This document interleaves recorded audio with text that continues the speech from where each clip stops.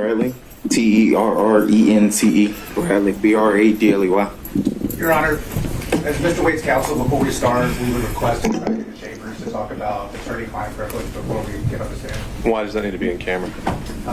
It doesn't necessarily, well, there's statements that could be made that could be prejudicial depending on whether they were covered or not, whether he's going to break the... So at the time a question is asked that you think implicates some of those statements, object, and we'll handle it. Yes, sir. Thank you, Judge. Judge, on behalf of Mr. Bradley, and I apologize, this is not our proceeding, but it might be helpful to have a brief sidebar as opposed to something in chambers, at least so that we could let the court know our position and rather than having to restate it repeatedly. And Judge, I've carefully crafted my questions to avoid any privileged information, but if they think that I'm invading that, then I welcome an objection and I'm happy to address it. Let's see how it goes. And again, Mr. Bradley, I'll ask if you can just give a pause in between each question to allow counsel the opportunity to object before answering.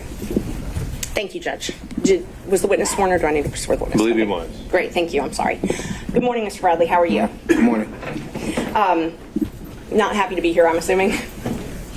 I am not. Okay, I understand. Thank you for being here. Wasn't by choice. Right. You were subpoenaed to come and testify in this case. I was. Okay. But you and I have spoken previously about relevant facts surrounding Mr. Wade and Ms. Willis' relationship. No, we have not. We have not. We have not texted about those facts? Through a third party, you were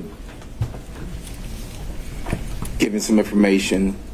You and I shared text. Our texts were more so about my health, more so about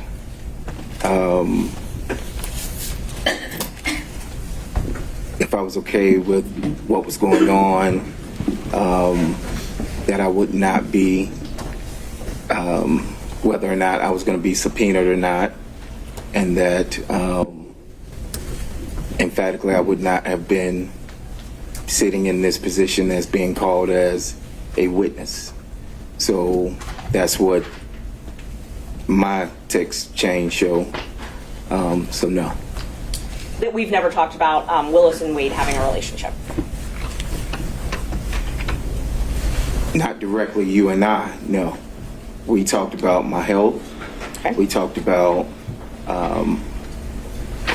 as I stated before, other things, but not this, no. Okay. Did you text me about Wade and Willis taking many trips together? I object. Well, Mr. Brown, there's been an objection. One, I'm going to object as it relates to attorney-client privilege. Two, I'm going to object because I haven't seen the text message that she's attempting to impeach the witness with. And two, he's made all of his representations is that he's had zero communication as it relates to the issues that Ms. Merchant continues to ask about, and that the only information that she has from him is through a third party, which would be hearsay. Ms. Merchant. Judge, it's not hearsay. We've had these conversations. If I need to take the stand, I will. If I need to put my phone into evidence, I will. So the first objection was to privilege on behalf of the state. Oh, I'm sorry, I did not respond to Sure. that. Thank you, Judge. Privilege is only communications that are made in furtherance of legal advice. There's been no showing that whether or not they took a trip to California or took a trip, or that Mr. Bradley and I talked about that, either in person or by text, that's privileged. I'm not asking for any communications that Mr. Wade might have made to Mr. Bradley in furtherance of any legal advice. All right, and Mr. Abadi, I believe as the one asserting privilege, it would be your burden to show the necessary foundation there. Is that something you want to voir dire the witness on or take up here on this specific question? Well, no, I'd also object to foundation grounds. She has not provided any foundation that he would have any knowledge of what she's requesting he answer. His answers were he had no knowledge, and now she hasn't laid the foundation in order to continue to ask the same question over and over again. Ms. Merchant. Judge, on behalf of Mr. Bradley, we do object. This falls under the privileges afforded under 1.6 of the rules. And the attorney-client privilege is not something that Mr. Bradley can waive. Only Mr. Wade can waive it, regardless of any information or communications being proffered by the client Mr. Wade would have to waive them in order for Mr. Bradley to continue to testify about any of this relationship until it's been established when that privilege should have begun. Sure. And so far, though, I haven't heard anything about a relationship, about an attorney-client relationship, about a privilege ever attaching. And I think that's going to need to be established before we can actually determine the scope of it and whether this falls inside or out of it. So I think either Ms. Merchant can take the lead if she wants to, but my understanding was that generally has to fall on the person who's asserting the privilege. Except for the attorney is not authorized to violate that privilege, or else he has in fact violated the bar rules, which we have an opinion regarding from someone in the State Bar of Georgia. All right. That's why I thought perhaps the sidebar might be important rather than my interjecting. Well, I still want to kind of see how we can go. So, Ms. Merchant, it sounds like you're going to need to lay a little bit more foundation to see whether this actually is going to fall under privilege or not. That's not a problem, Judge. And what I can do, I was just told that Ms. Yerdy's in the waiting room, but I can, if the state wants to read my text, if Mr. Bradley wants to read them to refresh his memory, I have absolutely no problem with that. I have my phone here, and they're welcome to do that. But I'll talk about some other things, and then maybe if they're going to have a lot of objections to privilege and hearsay, what I can do is I can lay a foundation with Mr. Bradley, get him off the stand, put Ms. Yerdy up, and then Mr. Wade, so we can get through the privilege issues. That might make the most sense. Thank you. All right, let's talk about something not controversial then. When did you and Mr. Wade first meet? Probably 1998. Okay. And did you all have a law firm together? We did. Okay. When did that firm start? Probably, I think it was 2010. We started exclusively working together as a firm, operating as a firm. Okay. And were you all actually incorporated as a firm? Not initially, no. He had, when I passed the bar and I hung the shingle in 2007, I think he had been practicing a few years prior to that. He had his own firm. We had two separate firms. Okay. At some point, did you all incorporate, though, together? We did. Okay. Do you remember about when that was? I do not at this particular moment, no, ma'am. I'm sorry. Okay. Do you remember if it was administratively dissolved? I've been made aware that it's been administratively dissolved. Yes, I left the firm around 2 years ago. When did you leave the firm? August of 2022, I think it was. August of 2022. Okay. Well, it was either August or September of 2022. Okay. August, September. Let me make a note. So in October 2019, were you all incorporated as a firm?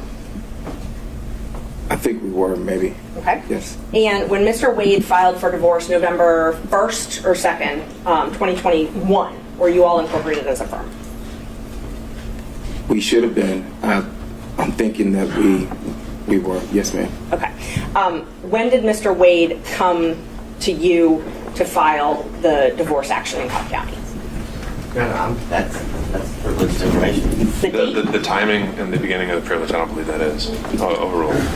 So the timing was around 2018. Okay. And it was probably December of 2018. I remember it specifically because I was building a house, and I noticed that he wasn't wearing his ring. I asked him about it. I had invited him to the house because I was having not a housewarming, but people over. And he wasn't wearing his ring. I inquired about it. From there, we discussed what would happen. And we discussed the divorce and what would happen. What would happen with the divorce? What would happen over me representing him for the divorce and when he would want to do it, yes. When did he retain you? Well, my memory would be 2018 Okay. when he consulted with me about the divorce and told me what he would like to see done and when he wanted to do it. Do you know when Fani Willis and Nathan Wade met? Specific dates, no. I know it was sometime at a conference. Municipal court conference? Correct. Okay. And October 2019, if it's been represented in the state's pleadings before, that's when they met. Does that sound familiar? If that's what they're saying, then absolutely. I know it was at a conference in 2000. I mean, it was at a conference. If you say it's 2019, I'll take you at your word. Okay. So it was what you're sure of, though, is it was at a municipal courts judges conference Yes. when they were both municipal court judges. Yes. So it's fair to say, since she became district attorney, she was no longer a municipal court judge. So it had to have been before that. That they met? Yes. Yes. And he was teaching a class at that seminar, as far as you know. I'm going to object to this deleting at this point. She has on direct. Was he teaching a class at this seminar? To my knowledge, he was. And was Ms. Willis, to your knowledge, attending this seminar? Your Honor, I'm going to object. He has no personal knowledge. He wasn't present at the municipal court training. They put it in their pleadings. Like, we are going to be here all day. We are going to be here all day. All right. If you can establish that he would have some personal knowledge, then that's a fair question. So if you just need to preface it with that, then that's fine. Thank you. Are you aware of when their romantic relationship began? Your Honor, I'm going to object. That relates to privilege. She says that he began representing Mr. Wade in 2018. He met Ms. Willis in 2019. That's clearly within the bounds of attorney-client privilege. I think there's She knows that. understood, Mr. Abadi. So I think, Ms. Merchant, you need to qualify that question. Thank you. I'm not asking you to tell me what Nathan Wade told you in furtherance of legal advice, okay? So I want to be very clear. If he told you something asking you legal advice, I'm not asking you about that. I'm asking about what you observed, what you saw, and what you knew, outside of what he told you when he was specifically seeking legal advice, okay? This is too far afield. I apologize. I object again on behalf of Mr. Bradley. He's asserting that there is an attorney-client privilege associated with this case under Rule 1.6. For him to draw any inference, make any statements, or any other proffer of information after this relationship began between attorney and client in December of 2018 would be improper, and he would in fact be violating the rules of ethics associated with his bar license. So the way the question was phrased was just saying, what did he personally observe outside of the relationship, not involving communications? How does that fall within attorney-client privilege? So, Your Honor, whether we like it or not, when we have a client, there are a number of items associated with that relationship between attorney and client that come within your purview and that lead you to further action, lead you to further investigation, further questions, develops your strategy. We can't talk about Mr. Wade on any level. It would be inappropriate. The divorce was filed sometime thereafter. During that entire interlude, any of these issues could in fact have formed the basis for their relationship to remain privileged. Ms. Merchant? Judge, his observations are not privileged. That's not what the privilege law says. And I can read you the attorney-client privilege attaches where, and this is the law, this is the rule. There's an attorney-client relationship. The communications in question relate to the matters on which legal advice was sought. And the communications have been maintained in confidence, and there's no exceptions to the privilege. First, on number 2, the second prong. This was not in furtherance of legal advice. That's not in furtherance of legal advice. What he witnesses as a human being is not in furtherance of legal advice. Unless, and if he witnesses them together, it would get rid of the attorney-client privilege because Ms. Willis is there. Additionally, though, exceptions.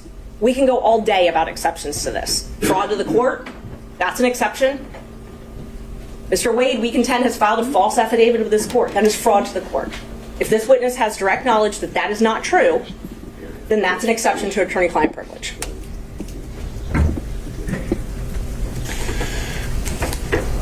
All right. Ms. Merchant, if you could re-ask that question, again, qualifying it as, I think you qualified it as anything that, outside of anything he learned or was told as a result of his representation. It was just any observations he made, which, in my mind, as you phrased the question, would have included before December 2018 when this first consultation occurred. I think if you can go step by step we can handle this. And Judge, I would just ask permission. We gave the state notice under 611 that all of these witnesses do not want to be here. They are adverse witnesses. I understand. Yes, so I'd like to have leeway to be able to cross it. Thank you, Judge. All right, Mr. Bradley. Yes, ma'am. You have knowledge that their relationship began in 2019. I do not have knowledge, but again, I have consulted with the bar as late as yesterday at 4 o'clock. I am not here to. Your testimony is that you do not have independent knowledge. I cannot. I was advised by the bar that Rule 1.6 of confidentiality applies, and that I cannot reveal anything that I saw or learned. And that if the court is asking me to do that, that an immediate certificate of review should be asked.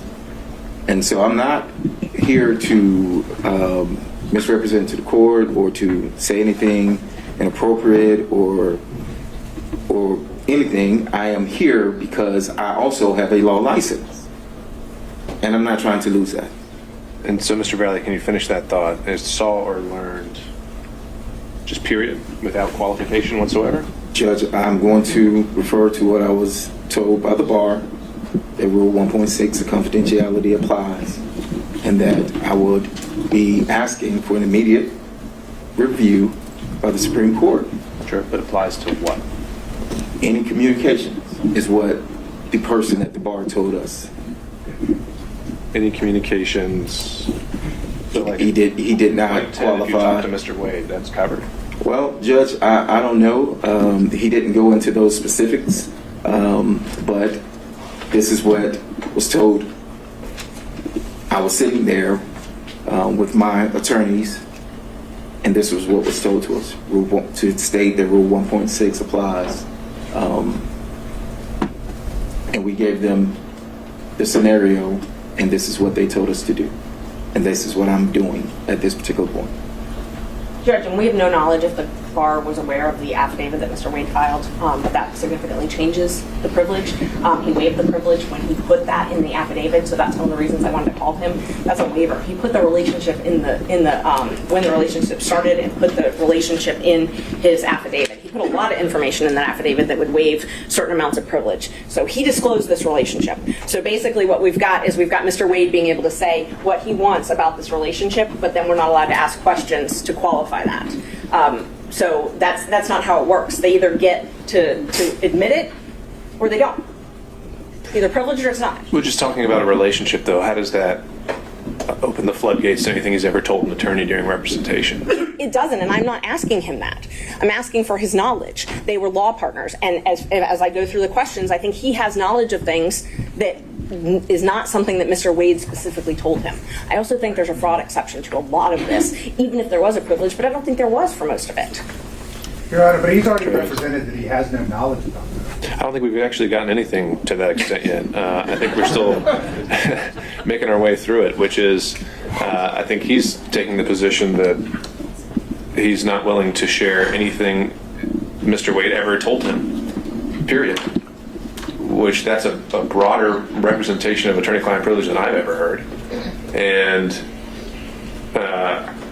I think that's what we're trying to parse out, is if the relationship starts, I've never heard anything that said everything before that point is privileged. Do you have something that I should know? Yes, sir. My apologies, Judge. That's fine. Before that relationship, these questions aren't being established. It was 2018, December. The last question was directly related to a point in time after that, during which the relationship, attorney and client, would have been already established. He has an opinion from the State Bar of Georgia. If he's going to be required to testify, he would be ordered by the court on any of these issues. And Judge, I understand how delicate this is. You can phrase it in 1,000 different ways to try to make him say something, but you can't unring a bell that he puts out into the universe where he has violated that privilege. We're going to get to go back 6 months from now and say, oh, well, we shouldn't have said that. It's not acceptable. It violates hundreds of thousands of relationships in this state that we rely on in order for the justice system to function. This is an attorney-client privilege issue. We've done all the diligence we can as far as looking up the relevant laws, the relevant information. We do not have a waiver from the client. The client is present. There's no question. Why we're not barreling ahead is because I recognize the privilege. What we have to determine is actually what that privilege, the scope of it, and when it started. And I don't think we've even gotten close to that yet. I apologize, Judge. I thought December 2018, Mr. Bradley testified directly that is when the retainer and the divorce proceedings were beginning. The issues being brought up by the state have to do potentially, if I've been... So we have a starting point. Correct. But does that necessarily foreclose anything from that point onward? If they started talking about something else entirely? Post-divorce, of course not, Your Honor.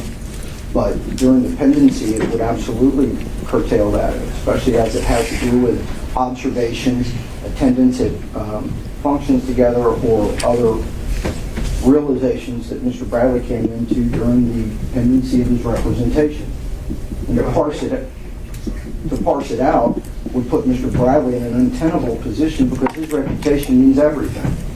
Okay, Mr. Sit down. Your Honor, I think we're talking about two aspects of arguably the attorney-client privilege. There's the attorney-client privilege, which is controlled by case law and statute, which deals with communications and furtherance. I don't hear that being the objection. The objection is that there are confidential matters under 1.6, which in some form or fashion mean that once you start a relationship with attorney-client, that everything from that point on is confidential between the two of them. There's no such case law in Georgia that deals with confidential information at that time. Attorney-client, yes. Confidential information, no. And I believe what's being argued by counsel, Mr. Bradley, is that he has received, of course, we don't have anything in writing, but he's received some oral advice that under 1.6, confidential matters cannot be gone into, which is, according to them, everything that occurs between Mr. Bradley and Mr. Wade from 2018 forward. There's no such law that protects such confidentials, only communications made in furtherance. And if I'm mistaken, I apologize, but I think what we're being told is I don't have to say anything at all about Mr. Wade once I have an attorney-client relationship with him because it would be deemed confidential, and if it's deemed confidential, I can't talk about it. And there's no such case law to that effect in Georgia. There is no bar rule to that effect. The only thing the court has to do is say, are we talking about attorney-client privilege or pure confidences or confidential information? Once you decide it's confidential information, you order Mr. Bradley to testify, and then it's up to his counsel to decide whether he wants to have his client held in contempt after you've ordered him to testify. And Judge, That's an overstatement. We have not said that he can't testify to anything. The specific question on the table is what observations do you have from Mr. Wade and Ms. Willis from that point on? Now, they, the defense and their teams, have made an allegation of some impropriety. That same impropriety could be related to a divorce proceeding on every level. We're not here to say we're not talking. We're here to say we're not talking about things that came into his knowledge associated with his representation during the divorce. I realize there's an evidentiary standard, and then I realize that there's the cornerstone of what we do, which is the bar rules, the state bar rule 1.6. We violate that, and the whole thing comes tumbling down. We're not saying that you can't ask about did Mr. Wade enjoy a beer at a ball game. That wasn't the question. The question was specifically relating to some impropriety that they were trying to dig into. That is privileged information. And more importantly, Mr. Wade, Mr. Bradley has said twice now that he has no independent knowledge as it relates to what she's referencing. He has said it 2 times. So there's not a good faith basis for her to continue to probe into this area because he said he has no independent knowledge outside of the attorney-client privilege. All right, Ms. Merchant, last word. yes, Judge. Judge, Mr. Bradley, if ordered, he's here by subpoena. If ordered to testify, it's not a issue with the bar. My question was not about attorney-client privilege. I'm being very careful not to ask anything that Mr. Wade asked in furtherance, but I've been informed that Robin Yeardy is on the Zoom, and so if we want to start back on our original plan, we can call Ms. Yurdy and have her testify and then put Mr. Wade up and we can go through the privilege issue with him. And then we won't have to have all these objections. Or else I'm happy to continue questioning Mr. Bradley. All right, so Ms. Merchant, you're saying that your understanding of the evidence that you plan to present, that these issues are affected by Ms. Yurdy in terms of the scope of the privilege and the relationship? No, I think, thank you for letting me clarify that. I think that Ms. Yurdy is going to give me enough to get Mr. Wade on the stand. Once I get Mr. Wade on the stand, because they filed a motion to quash, and you said I had to present something before I could put Mr. Wade on the stand. So once I present Ms. Yurdy, I can put Mr. Wade up on the stand. And then I can put him up before I call Mr. Bradley. And then I may not even have to go to Mr. Bradley at that point.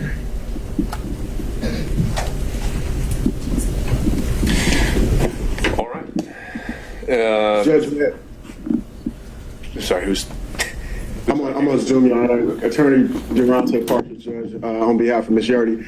Your Honor, when we were here for the motion to quash earlier this week, it's my understanding, as represented by defense counsel, that Mr. Bradley's testimony is, so to speak, the bridge that was built to involve my client, Ms. Yurdy, into this matter altogether. Now it seems as though that is being usurped, and now she is being the quote-unquote foundation for defense counsel's presentation this morning. So we do object to that, Judge, and would renew our motion to quash the subpoena, because this is completely contradictory to what we had via the hearing earlier this week, Your Honor. Judge, may I It's okay, respond? Ms. Merchant. Mr. Partridge, as I recall, that did not apply to your client as much. The original motion to quash that you filed said she had absolutely no knowledge about anything. What Ms. Merchant proffered, and what I didn't hear you saying was not the case, is that at some point Ms. Yurdy lived in a residence and shared a residence with Ms. Willis and potentially Mr. Wade at some point. So I think she's directly involved in the center of this. I don't think that really needs much in the way of foundation.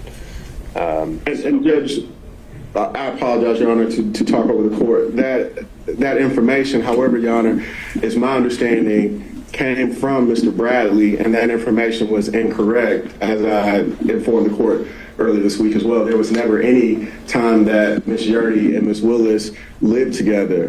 There was a sublet of a condo that Ms. Willis resided in that had absolutely nothing to do with that of Ms. Yurdy, outside of Ms. Yurdy subletting it to Ms. Willis. Ms. Yurdy actually moved into a different residence.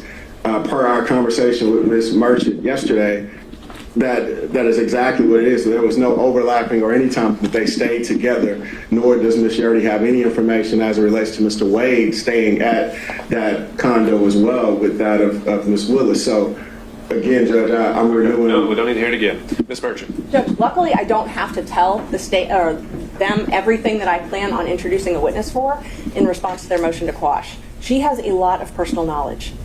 And when we had a motion to quash, I had to get over a good faith basis, and I presented that to the court. I did not spend 4 hours going through everything that this woman's going to testify to. She has personal knowledge. Is she actually here? I think she's on Zoom. What I understand, Mr. Partridge. Mr. Partridge, is your client with us? She's on the Zoom platform, Your Honor, since I'm in Richmond County via my conflict. But she is on the Zoom platform at this time, Your Honor, in the waiting room. I believe she may have been admitted. I see a Robin on my screen. I'm assuming that is my client, Ms. Ms. Yurdy. Merchant, you want to examine her by Zoom? That's fine. All right. We will waive Mr. any Abadi. Sixth Amendment objections to Sure. it. That's fine. My only objection was the representation at Monday's hearing was the good faith basis was based on what she learned from Terrance Bradley. And we know that is false. It's not true. So there is no good faith basis, and we would renew our objection and to quash the subpoena. That was not in regards to Ms. Yurdy. It certainly was. It was at like the 20-minute mark in the hearing. Judge, she has personal knowledge of this relationship. It's not what was represented on Monday. The personal knowledge came from Mr. Bradley. She has no good faith basis to explore this fishing expedition as it relates to Ms. Yurdy. This is a blatant misuse of the process. Ms. Merchant, I do believe that when we went through the motion to quash, there were you grouped them into two categories, and each one of them we said that they were going to be impeached by Mr. Bradley. We took Ms. Yurdy outside of Fulton County, Judge. So we talked about Fulton County differently than Ms. Yurdy. We took Ms. Yurdy out separately. She was different than Fulton County because there wasn't other issues. And again, so we're arguing a motion to quash. I responded to their argument on the motion to quash. Did I tell them that she's going to testify that she's known Miss Willis for years and that her middle name is Latrice? No, I didn't tell them everything she's going to testify to. I don't, like, if you wanted me to, I could have, but that has nothing to do. There is a witness that contradicts what they have said in court, and they're doing everything they can to keep her off the stand and keep the truth away from this court. They filed a motion to quash. I showed a good faith basis. If my good faith basis is Mr. Bradley or Miss Yurdy or texts I've seen, it's still a good faith basis. There's no law that says I have to tell them every single good faith basis I have ahead of time. If we did, we would never have trials. All right, Ms. Merchant, appreciate the argument, counsel. I think the standard on a motion to quash and a subpoena is not one where we're required to completely flesh out and litigate every reason a witness may be relevant. And so we'll take these one at a time. With Ms. Yurdy, I'll deny the motion to quash. And if your election and to proceed in your presentation of the evidence is to call her, then that's what we'll do. Thank you, Judge. So, Mr. Bradley, you may be excused for now. Thank you, but subject to recall.